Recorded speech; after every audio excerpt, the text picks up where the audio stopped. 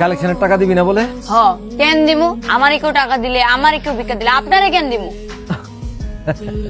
কেন দিবি? একদিন আমিও তোর জায়গায় ছিলাম। এই হপ্তা দে। টাকা আমার কাছে কোনো টাকা নেই। এই আরে নিয়ে চল। ওই যাবো, আমি যাবো না। যাবি না? না। ভাই আসসালামু আলাইকুম।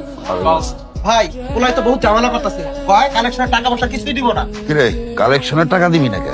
আমার কাছে কোনো টাকা নেই, আমার সাইডে দেন, আমি কিছু করি নেই। কিছু করিস নাই ঠিক, কিন্তু আমার এলাকায় ভিক্ষা করছিস তো নাকি? আমার ভাগেরটা আমার বুঝাই দিবি না? সত্যি ভাই, আমার কাছে কোনো টাকা নেই। আমার খিদা লাগছিল, আমি ভাত খেয়ে ফেলছি। তোর খিদা লাগছিল, তুই ভাত খায় ফেলাইছ। আমার খিদা মিটাইবো কিরা? তোর মায়? লোক সবসময় নিচের দিকে রাখি, তো ভিক্ষা করার কপাল নিয়ে আইছস। এই শামসুল লাইগা সারা জীবন মানুষের কাছে হাত পাততে। আল্লাহর দোয়া লাগে ভাই, সাইডে দেন ভাই। আর হইব না ভাই, সাইডে দেন ভাই, আল্লাহর দোয়া লাগে ভাই। শোন, তুই একটা কথা জীবনে বহুত শুনবি, আজকে থেকে অভ্যাস করে ফেলা। আর হইব না ভাই, সাইডে দেন ভাই। ভাই পর থেকে টাকা দেবো ভাই, আল্লাহর দোয়া লাগে ভাই, সাইডে দেন। মালিকের টাকা দিই নাই বইলা আমার পাও থেকে এক টুকরা মাংস নিয়ে গেছে। এই দেখ, এখনো মাঝে মধ্যে ব্যথা করে। এই শহরের নিয়মটাই এমন, ভিক্ষা করাও মাগনা না, অনুমতি লাগে। এই জাহাঙ্গীরের কালেকশনের টাকা দেওয়ান লাগে, নাইলে ভয় পাইছিস। কিন্তু শামসু ভাই এখন আর নাই রে। ওই এক টুকরা মাংসের বিনিময়ে পুরা কলজাটাই নিয়ে এনেছি তার। ফকির হইলেও আমার চোখ ছিল সবসময় উপরের দিকে। যাক, তোর ভয় নাই, তুই কামে লাগা যা। লগে তোর সাঙ্গবঙ্গ যদি কেউ থাকে তা করেও লাগাইয়া দে। যদি ঠিকঠাক মতো কাম করতে পারোস তাহলে আমার অন্য ধান্দায় তোরা লাগাইয়া দে। এটা হলে আমার ব্যবসার প্রথম ধাপ। বাড়িতে কে কে আছে? কেউ নাই তাতে কি, আমি আছি।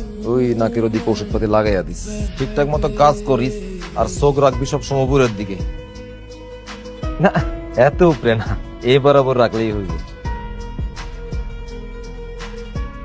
কালেকশনে খুব ঝামেলা হইতেছে, বইলা যাস না। আমি কিন্তু এখনো রাস্তায় নামি, কোন মোড় থেকে ঘন্টায় কত টাকা উঠে এটা আমার জানা আছে। না ভাই, তো ঠিকই আছে। আমার অক্ষর জ্ঞান কম হইতে পারে, রাস্তা থেকে শুরু করে রাজপ্রসাদ পর্যন্ত যাওয়ার বুদ্ধি আমার আছে।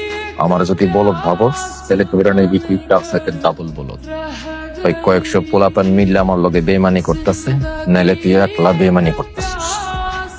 আমি ধরার আগে শুধরাইয়া যা, আর মার্কেট থেকে টাকা পয়সা সব কালেকশন করে এলো।